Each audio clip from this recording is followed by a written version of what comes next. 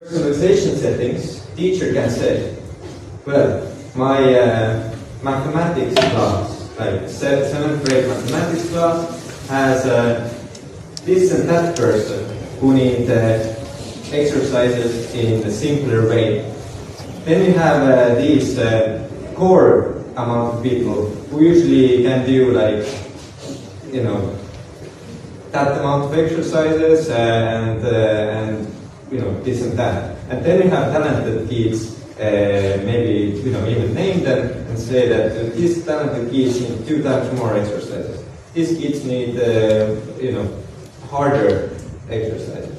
And now when I have written this in the personalization settings, and now I go to AI and I say again, create me the lesson plan for this subject, for this class. Not only it knows that I have to follow the CBC or is it